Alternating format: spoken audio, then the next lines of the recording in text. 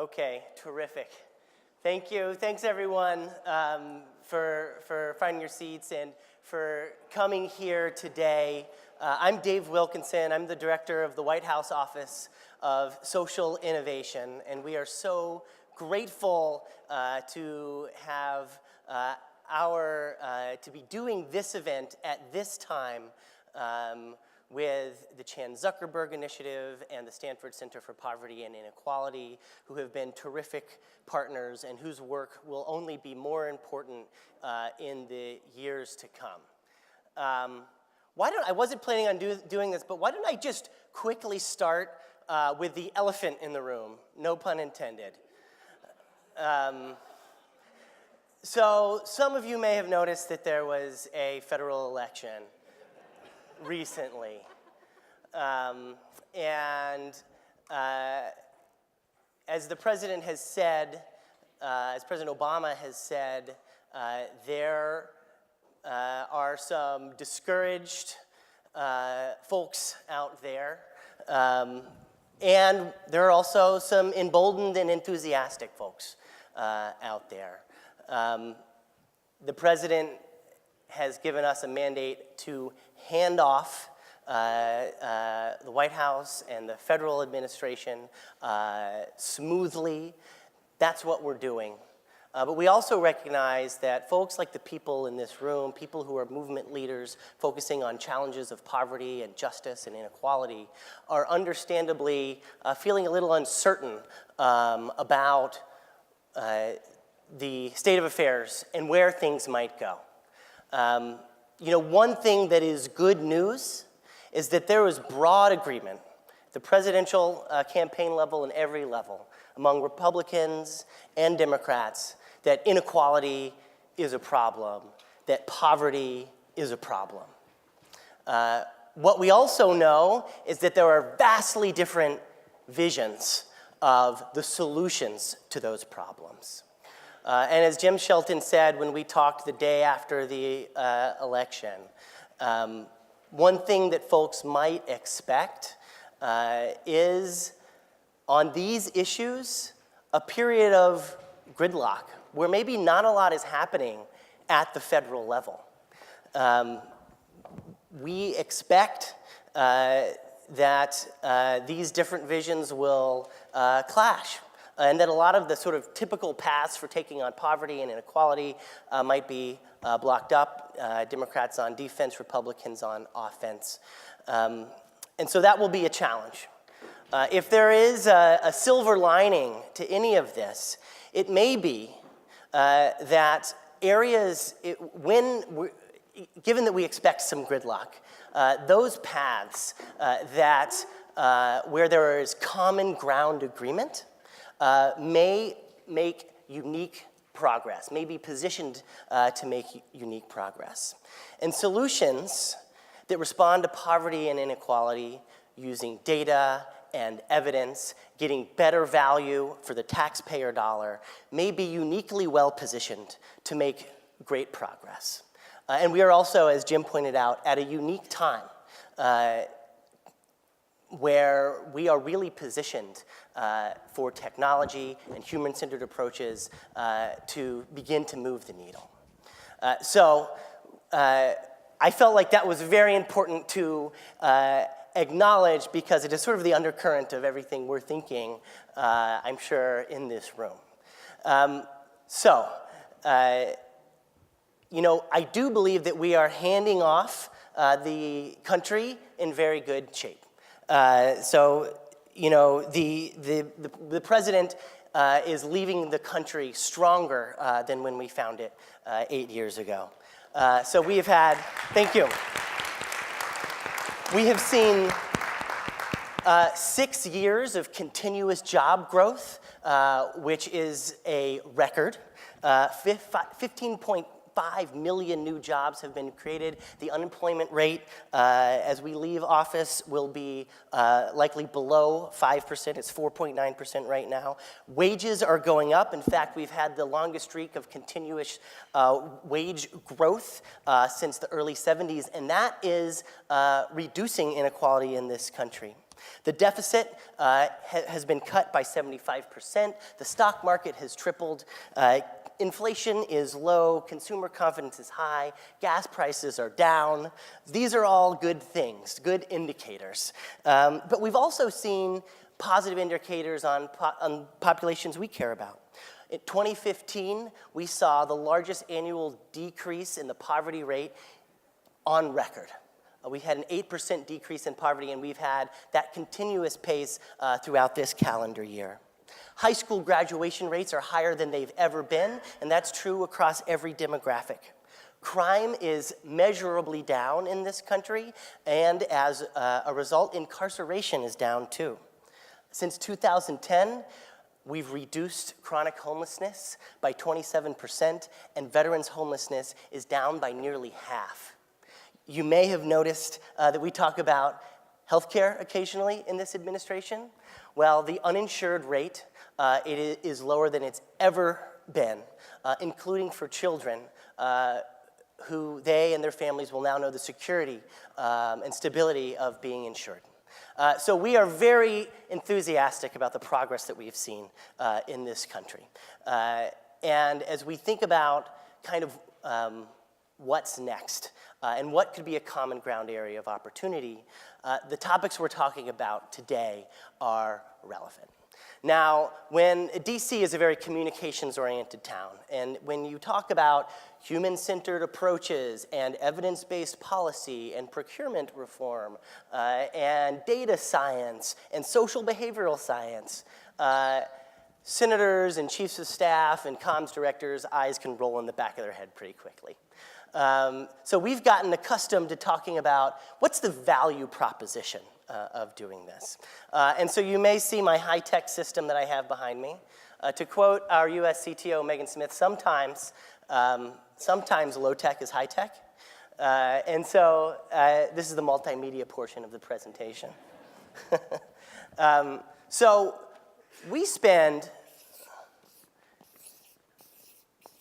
$800 billion a year on social services delivery in the United States. That's after you strip out Social Security and Medicaid and food stamps and all the benefit transfer programs. $800 billion a year. And my first job, because I'm starting with a low level of difficulty, is to convince you that that's a lot of money. So how many of you have seen $800 billion in person before? Okay, good. So you're going to have to take my word for it. This is what it looks like. 800 billion. And you know, our co-sponsors today have committed the incredibly generous act of giving away the majority of their wealth in their lifetime. And one thing that they know, and one reason we're having the event, is that, let's just take a number, $40 billion.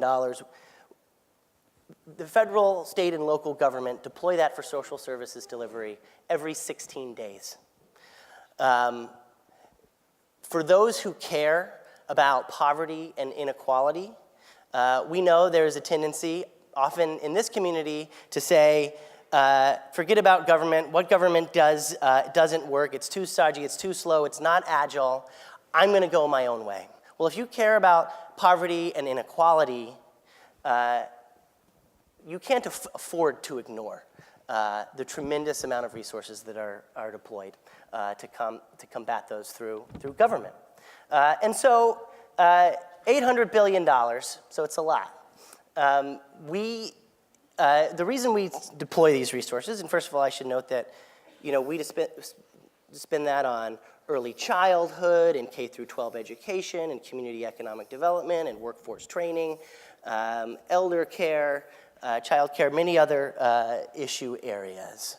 And the reason we deploy those resources for those communities is to get better outcomes. In fact, it's hard to think of another reason to deploy those resources other than getting better outcomes for the communities that we're serving. And so, for those resources, we are getting outcomes. Sorry, I have the drawing skills of a 9-year-old. they're supposed to be the same size. These are the outcomes we're getting for our $800 billion investment. The challenge is we often don't know what those outcomes are. So specifically, I'll give an example, workforce training. What we tend to do, we spend about $12 billion a year on workforce training, and what we tend to pay them for is how many people receive training. What we rarely pay for is how many people get jobs or get good paying jobs. And we rarely track that. When it comes to homelessness, what we tend to pay for is how many heads in beds, rather than how many people's lives we've stabilized. And in fact, Peter Orszag, who was President Obama's first budget director, has written that we have evidence of outcomes for about 1% of federal discretionary spending. It's not to say we're not getting outcomes, it's just that we don't know what they are. And if we want to get better results, if you want to get better results on any program, if you don't know your baseline, it's really hard to know which way is up. So this is an interesting situation. We know exactly how much we're spending, exactly what we're spending it on, but we don't know what we're getting. Now, we know a few other things about this $800 billion. We know that it's not meeting current need. Still, about 20% of children in this country are born into poverty, and their life outcomes will be worse. They're less likely to be kindergarten ready, more likely to experience childhood abuse and neglect, more likely to get suspended, more likely to experience teen pregnancy, less likely to graduate, less likely to go to college, and more likely to be incarcerated, more likely to experience chronic disease later in life. These are the intractable challenges of poverty. And that is how we know that we're not meeting current need with these resources. The other thing we can be fairly certain of is that it's not going up. This dollar amount is not going to go up. So, this president and this Congress were not able to agree on increasing this dollar amount. There are political realities, there's budgetary realities at the state level, local level, and at the federal level. So what we're dealing with here then is a fixed set.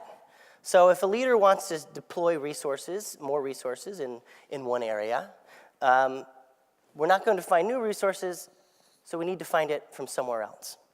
And that is a lot of policymaking at the federal, state, and local level. It can be a zero-sum game. I've heard a governor refer to it as an exercise in robbing Peter to pay Paul. What's interesting about that is that when we do this, we are taking resources from one program that we've never studied how well it works, and we're deploying it to another program that we will never study how well it works. I worked in impact investing before coming into the government, and we always said that an investment is as good as the information it's based on. And the challenge here is that many of these investments, historically speaking, aren't based on good information. So that's the bad news. But there's good news, thankfully, as all of you know. We know that there are interventions and approaches that are getting 30 and 50 and 70 and 100% better results than business as usual. Whether it's high-quality pre-K programs or nurse home visiting programs or solutions that are reducing recidivism or reducing chronic disease, there are solutions that are getting better results than many skeptics ever thought possible. We know that because we're using evidence. We're able to use evidence more frequently and more effectively and more accurately because of advances in data and data science. We also know there are approaches like social behavioral science that are helping us to understand problems and get better results quickly. So there's tremendous reason for hope. I'll point out one example. Veterans with PTSD. Have high rates of unemployment. And the VA has programs to support veterans with PTSD get connected to the job market, and those programs are successful 28% of the time. And we know that there's an intervention called individualized placement support. It's actually successful 76% of the time. So that's 270% better than business as usual. It's got 22 randomized control trials, including one explicitly on veterans with PTSD. 270% better than business as usual. But if you're a veteran today and you seek support from the VA, you will almost definitely get the 28% solution. You will almost definitely not get the 76% solution, even though it saves VA money and of course gets better results for our veterans. So the question becomes, why are we leaving these solutions on the shelf? And it also points to tremendous potential for progress. So I mentioned that I would talk about the value proposition of doing this, since these solutions are often pretty wonky. So we've worked with folks at Harvard and elsewhere and said, okay, what if we're not at this end of the spectrum? What can we reasonably expect by using these solutions?